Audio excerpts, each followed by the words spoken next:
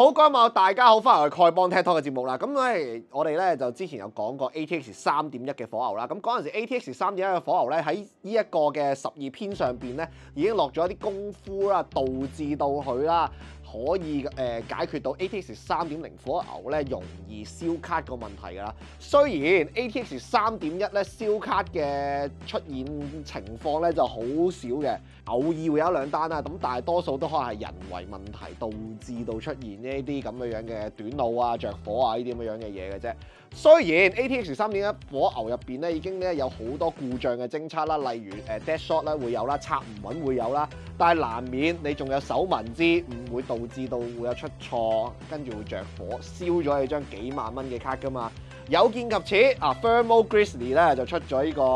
Wireview Pro 2嘅。咁之前咧 Wireview Pro 1咧就應該係8篇插咗嚟嘅，今次咧就喺呢個12篇插咗咧就落咗多重保護。簡單啲講大家屋企咧就有 MCB 箱㗎嘛，咁佢咧就同一條 MCB 冇分別嘅，斷電嘅，即係做到一個功能。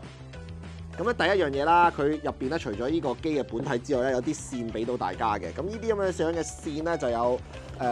一定有兩條就係嗰啲溫度嘅 sensor 嚟嘅。呢一個咧就係第日 firmware 有更新咧，就俾你 Type C 有用嘅，而家暫時冇用。呢一個咧就連落去我哋個底板咧嗰個叫做 reset 機嚟嘅。理論上咧，somewhat佢應該咧係會有問題咧，可能咧係連部機都 cut 斷埋嘅。咁但係其他嘢咧就係其實純粹係俾你播落顯示卡同埋做溫度嘅啫。咁呢嚿咁樣嘅嘢咧就係溫度咁樣感應啦，跟住仲有啲咩電流 currency 嘅monitoring 啦、voltage 啦，仲有一啲叫 hertz 數上邊嘅偵測啦，令到佢斷電嘅啫。咁唔講咁多啦。咁基本上咧會錯嘅嘢咧，佢都可以偵測得到嘅。甚至你單篇有問題啦，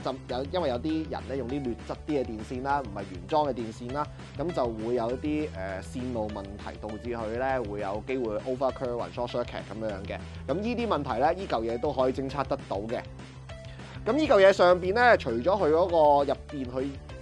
燒入去嘅一個 program 咧，可以保護到你之外咧，佢有一個30mm 嘅風扇，咁會吹住嗰個叫做接線位啦，咁就俾到有少少嘅冷卻作用啦。理論上咧就係睇住個電流量同埋睇住張卡嘅溫度咧，去俾翻個 feedback 嘅。跟住咧下邊有個 mon 啦，個 mon 咧就係我都唔記得知幾寸啦，應該2寸 mon 啦，就俾到大家咧有啲嘢睇到嘅。咁咧有風扇轉速啊、用電流量啊、張卡嗰個瓦數啊咁樣啦。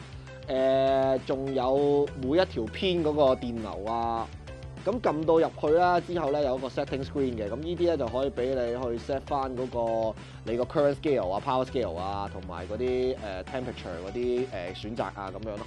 咁咧講到佢個保護機制咧，理論上佢偵測到有問題之後咧，咁咧就會彈 pop up 咗一個警號啦，同埋會 beep 一聲咁樣去叫你啦，佢話有 overcurrent 啊，有啲咩問題會同你講啦，跟住咧就會到咗一段時間就會熄咗你部機啊，嚟防止咧有任何咧意外發生嘅。咁咧其實如果大家咧係用嘅 ATX 3.0火牛啦，甚至你用緊呢一啲係唔係 ATX 嘅火牛的話咧，就可能用呢一個咧都仲有啲功用嘅，因為咧實在呢一嚿嘢咧就賣緊111蚊美金嘅，絕對唔平。咁睇下大家咧係諗住換隻火牛啊，定係買呢個咁樣嘅嘢比較划算啲啊？咁呢一隻咁樣嘅嘢咧，理論上就係會多一個功能嘅啫，就係逐篇偵測嘅功能啦。咁咧理論上咧，逐篇偵測呢一樣嘢，除非你攞一啲劣質嘅電源線，又或者真係你插嘅問題，或者個頭係有問題嘅啫。如果唔係，基本上冇可能發生嘅。咁所以咧，大家咧花呢111蚊之前咧，就可能要衡量一下啦。咁值唔值得花就見仁見智啦。